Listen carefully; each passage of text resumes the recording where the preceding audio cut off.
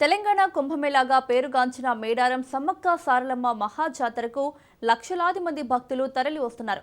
జాతరలో కీలక ఘట్టం ఆవిష్కృతమైంది. కన్నెపల్లి నుంచి సారలమ్మ అమ్మవారు మేడారం గద్దెపైకి వచ్చారు. కన్నెపల్లిలోని సారలమ్మ మందిరంలో కోయ పూజారులు ప్రత్యేక పూజలు నిర్వహించారు. అనంతరం భారీ భద్రత మధ్య సారలమ్మ గద్దెకు చేరుకున్నారు. నేడు చిలకలగుట్ట నుంచి గద్దెపైకి సమ్మక్క రానుంది.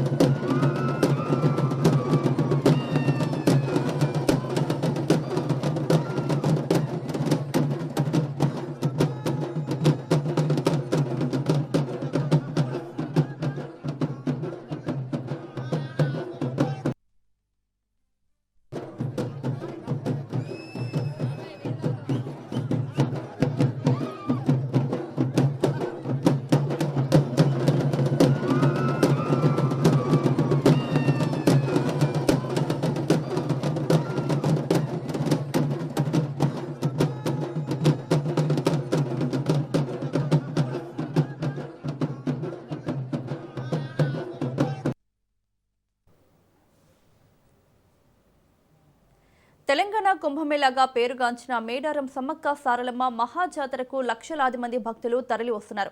జాతరలో కీలక ఘట్టం ఆవిష్కృతమైంది. కన్నెపల్లి నుంచి సారలమ్మ అమ్మవారు మేడారం గద్దెపైకి వచ్చారు. కన్నెపల్లిలోని సారలమ్మ మందిరంలో కోయ పూజారులు ప్రత్యేక పూజలు నిర్వహించారు. అనంతరం భారీ భద్రత మధ్య సారలమ్మ గద్దెకు చేరుకున్నారు. నేడు చిలకలగుట్ట నుంచి గద్దెపైకి సమ్మక్క రానుంది.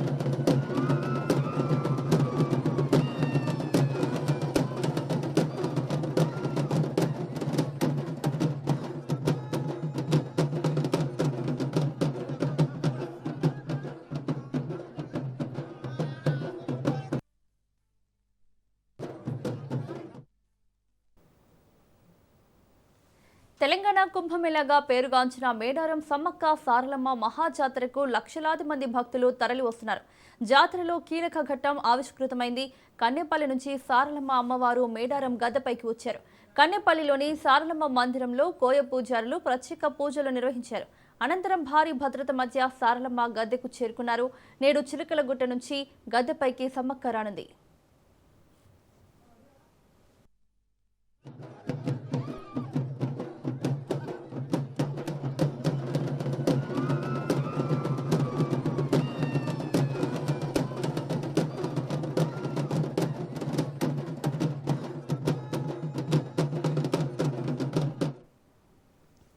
తెలంగాణ కుంభమేళాగా పేరుగాంచిన మేడారం సమ్మక్క సారలమ్మ మహాజాతరకు లక్షలాది మంది భక్తులు తరలి వస్తున్నారు.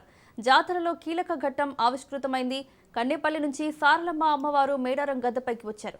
ఇదే అంశానికి సంబంధించి మరిన్ని అప్డేట్స్ మా ప్రతినిధి చంద్రశేఖర్ అందిస్తారు.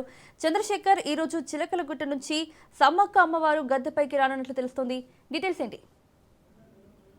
మౌనిక, తెలంగాణ కుంభమేళ పశ్చిమ సంధ్యలోని అతిపెద్ద వన జాతర, గిరిజన జాతర, నిరారం మహాజాతర 4 రోజుల పాటు అంగరంగ వైభవంగా జరగనుంది. ముఖ్యంగా నిన్నతో మొదలైన ఈ మహాజాతర ముగియనున్న నేపథ్యంలో నిన్న సారలమ్మ కన్నెపల్లి నుండి అలాగే పవిత్రాజు కూడా రాత్రి 12:26 తర్వాత గద్దెలపైకి చేస్తున్నారు. కన్నెపల్లి నుండి మేడారం వరకు సారలమ్మ వస్తున్న క్రమంలో అడుగడుగున ప్రజలు నీరాజనం పట్టారు. భారీ పోలీస్ బందోబస్తుతో ప్రశాంతంగా తొలి ఘట్టం ముగిసింది. సారలమ్మ గద్దెలపైకి రాకతో మొత్తం కూడా ప్రజలు మొత్తం భారీగా మొక్కులు చెల్లించుకుంటానికి వస్తున్నారు. మొత్తం కూడా మేడారం ప్రాంగణం మొత్తం కూడా భక్త ప్రవాహంతో నిండిపోయింది. అంతేకాదు ఇటు సంపన్న ప్రాంతాలు మొత్తం కూడా జనచరితమై స్పందిస్తున్నాయి. మొత్తం కూడా ఆదివాసీ సంప్రదాయాలు, సంస్కృతి, ఆ జాతర వైపు కూడా డేరాలు, ఎడ్లబండలతో కుటుంబ సమేతంగా 3-4 రోజులు ముందుగానే వచ్చి ఇక్కడ కుటుంబ సమేతంగా జాతరలో ఉన్నారు. ఈ రోజు మరో ప్రధాన ఘట్టం, అద్భుత ఘట్టం జరగనుంది. ఈ రోజు సాయంత్రం చిలకలగుట్ట నుండి సమ్మక్క గద్దెలపైకి చేరుకుంటారు. గద్దెలపైకి సమ్మక్క చేరుకున్న తర్వాత కొద్దిసేపు ఆదివాసీ పూజలు, కొంత పూజా కార్యక్రమాలు వారి సాంప్రదాయాన్ని, వారి పద్ధతులు, వారి ఆచారాలతో జరుగుతాయి. తదనంతరం తిరిగి భక్తులను మళ్ళీ అమ్మవారిని దర్శించుకోవడానికి అధికారులు అవకాశం కల్పిస్తారు. 4 ఒకేసారి గడ్డపై ఉన్న నేపథ్యంలో ఈ రోజు రాత్రి నుంచి కూడా భారీగా భక్తులు వచ్చి అమ్మవారికి మొక్కులు చెల్లించుకునే అవకాశం ఉంది.